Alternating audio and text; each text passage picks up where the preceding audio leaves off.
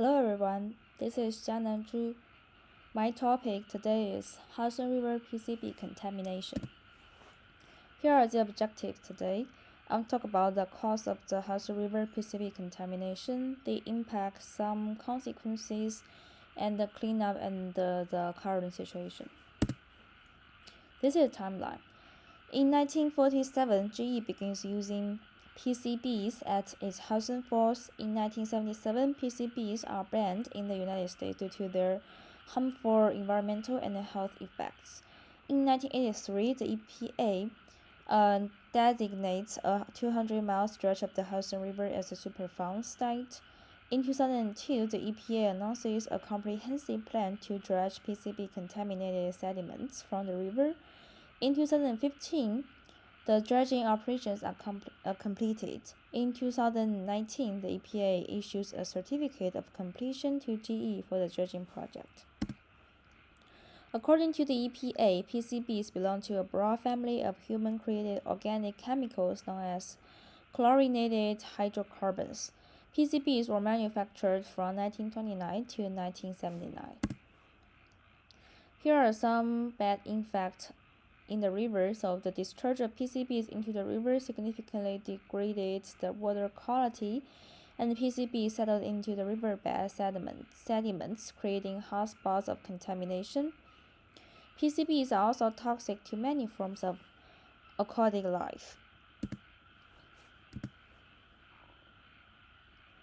Residents living near the Hudson River during the period of PCB contamination face a variety of health risks due to prolonged exposure to these toxic chemicals.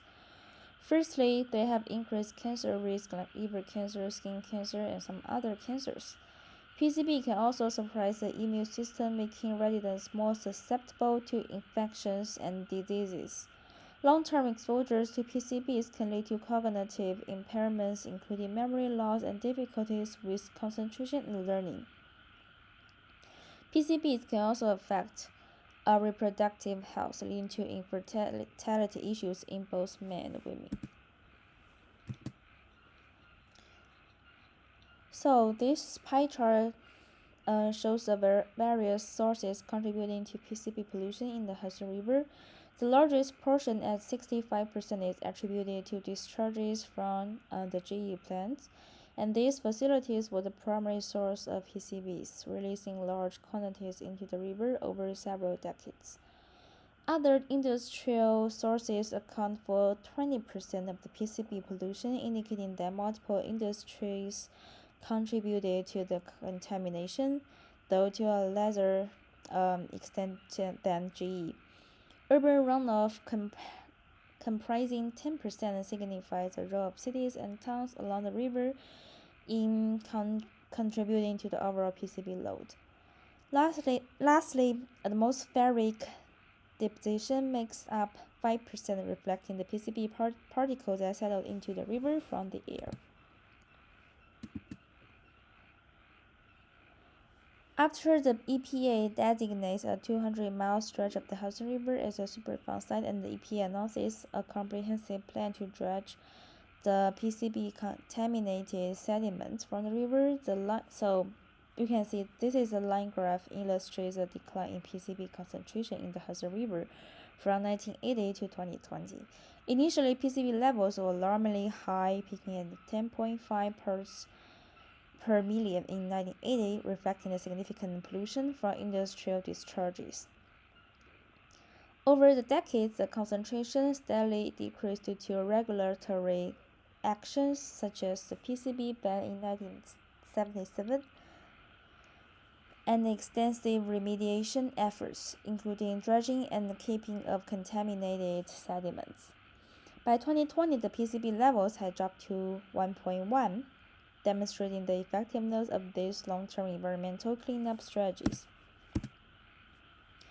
This bar graph represents the volume of sediment dredged from the Hudson River from 2009 to 2015 as part of the remediation efforts to remove PCB contamination.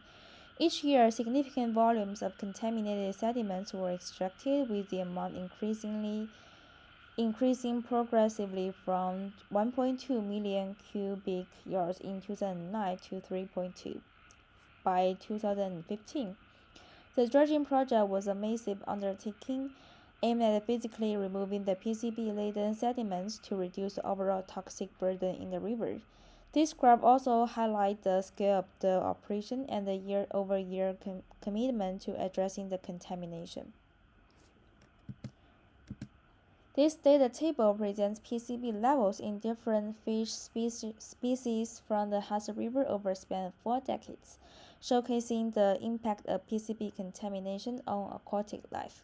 So in 1980, striped bass had the highest recorded PCB level at 4.5, reflecting the severe contamination levels at the time.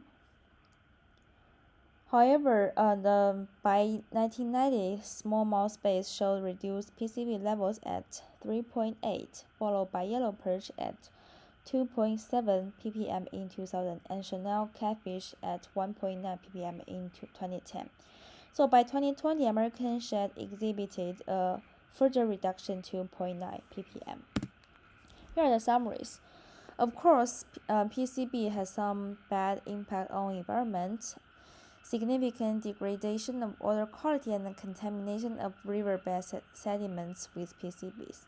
Also, PCBs have some bad health consequences for humans, but we do have some remediation efforts like removal of contaminated sediments from the riverbed and isolation of PCB by capping contaminated areas with clean materials.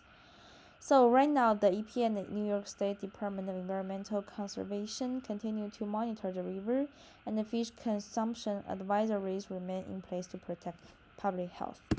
Here are the references. Thank you.